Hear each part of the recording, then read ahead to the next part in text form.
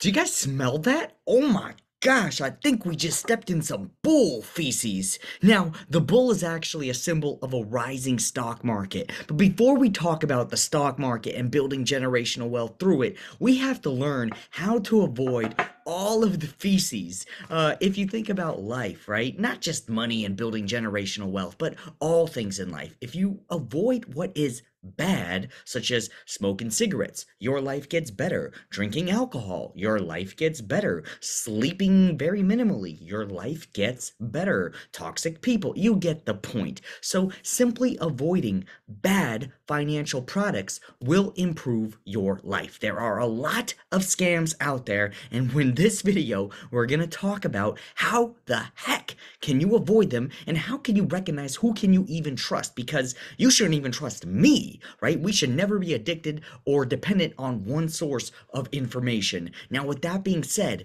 part of this generational wealth building series on YouTube is participation. I need to know that these videos are delivering the impact. I need to know that you are watching this, and the way to do that is I need at least 40 likes. Now, there's 2,000 people subscribed to the channel, so we could get 40 likes. But in this video, I'm asking for one extra thing.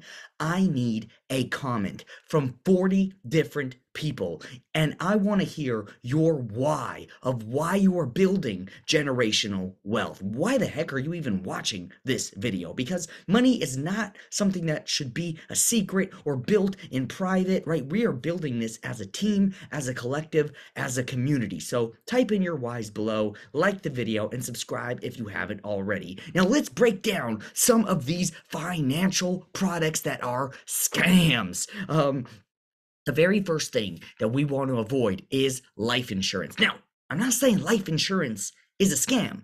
I'm saying life insurance sold as an investment package is a scam. And let's check this out really quickly, really briefly. This is just one example of those type of investments or something labeled as an investment that will hold you back. So my friend Jeremy, he posted a really amazing article that breaks down, let me just tell you the punchline. If you are trying to build generational wealth through an indexed universal life, a whole life policy, you will end up with about $320,000. Or if you just went the classic approach and invested in the stock market without this universal life policy or whatever, you would have closer to $1.8 million.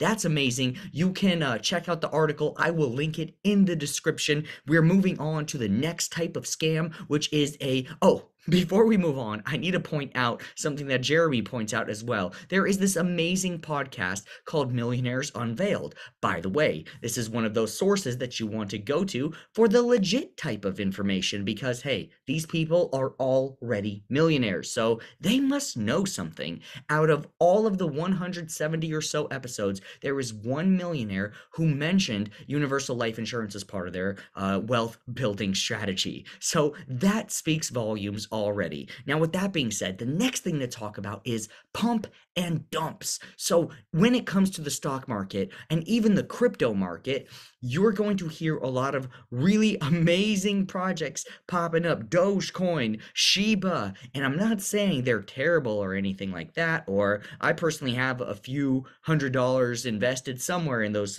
kind of silly joke projects, but what most people do is they put a whole bunch of money in it after it already skyrocketed, and they wait for it to skyrocket again. And then when it cuts in half, they sell it. And you're no longer where you started. You are way behind. So if you're investing in these silly projects, please be very careful putting $1,000 into GameStop because your cousin saw $20,000 of profit. All of those people who saw massive profits, they lost it by now. They lost it not because the asset went down, but because they thought they could do it again and again and again. And that guy behind me right there, Warren Buffett and his buddy Charlie Munger, two of the greatest investors in the world, they will tell you, and not just them, but the financial industry, all the good players, the good actors will tell you the same thing. Day traders cannot win over the long run. We are investors. We're not trading. I'm not buying my stocks hoping someone else pays more for it. I'm buying my stocks because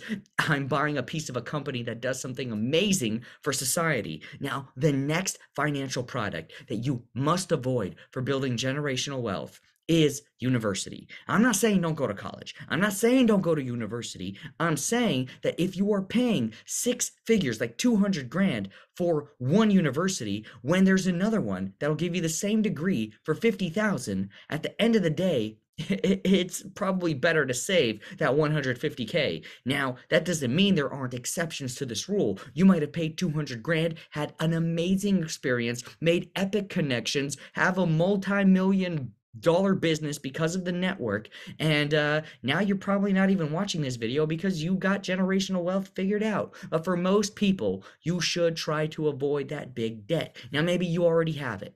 That's okay. That's called paying tuition to the school of life. We're all going to make mistakes, including me. I have my own financial mistakes, but that's for a different TED Talk. You should look for the cheapest way to get that education. The next thing that I want to say is new technology. I'm not saying new technology is a scam, but your life is not going to improve by having an iPhone 12 or an iPhone 13, right? So if you're upgrading from a 12 to a 13, how much does your life change? Is that really $1,000 worth of change in your life, or from the 13 to the 14, or upgrading every year as a habit? Now, maybe saving that $1,000 or 100 a month or whatever it is and investing in Apple stock might be a better idea. It definitely would have paid off a lot more. Now, the final thing that we're going to talk about, now that we talked about the biggest financial scams and just products that are going to hold you back when it comes to building generational wealth, and even not so generational wealth. You could just build regular wealth and get halfway there. That's fine too. Is how do you find resources that actually have helpful information? Well, hopefully you think that I'm one of your resources, because I'm definitely rooting for you, Mr. and Mrs. and anything in between and on the sides that subscribe to the channel, Funancialism. There are other people who are a few steps ahead of you, maybe a lot of steps ahead of you. Those are the people you want to check out. So I'm going to share my resource because I recognize that net worth is net. Wait, net worth is net worth. Wait, what?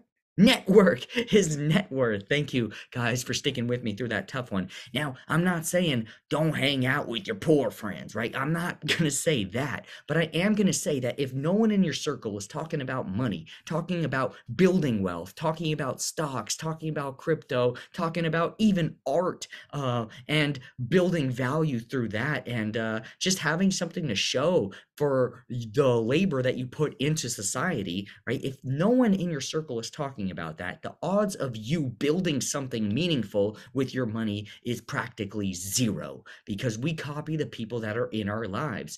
But this is the age of the internet. I reached my ceiling. There was no one around me who knew more about stocks than me, and I didn't know too much back in 2015. So I went to the internet and I found people who are not like-minded, but like gold. We don't need like-minded people. I don't know why that's even a phrase. Why would you want a company or a group of friends that are like-minded? You want like gold people. We need people thinking differently. This is not Hitler's Germany or whatever. So let me show you some amazing people who have great goals. One of them, of course, is Jeremy, and you could find him on Instagram right here, Personal Finance Club. Again, watch out for fakes. This is an amazing account. He's helped so many people get their finances right. So Personal Finance Club, that's one. Then there's My Wealth Diary. We actually started our Instagram pages around the same time, and I watched her grow her wealth. We had the same questions, so we would talk to each other even though we were across the country, and we would exchange tips. Hey, what are we doing? What are you investing in? How are you investing in it? Hey, tell me about your 401k plan and how you're optimizing it. Another person you can follow is Save My Sense. This is someone who's very special because she is on the other side of generational wealth. She already has all the money. She set it up, she built a it up with her husband, with her partner, and now she's creating the second half of generational wealth, which is actually creating a plan to preserve it for generations to come, if that's something that she wants to do. But she definitely got the funds. So that's someone who you can follow. Now, I'm a few steps ahead of you, right? I have multiple six figures in my investment portfolio, and that's awesome, right? Sometimes before you study the millionaire, you have to study the 100,000aire, and before you study them, you have to study the 10,000aires, right? If you have a music career, are you gonna go and copy Taylor Swift's or Kendrick Lamar's marketing plan? It's not gonna work for you. You have to copy the person who's just 2 or 3 steps ahead of you, maybe even 1 step ahead of you. So without getting ahead of ourselves, I think this wraps up this video of how to detect bull feces that is around you in the financial space, and of course, how to find people who are saying what is the closest thing I found to the truth in these circles. And the final note is all of these people, right?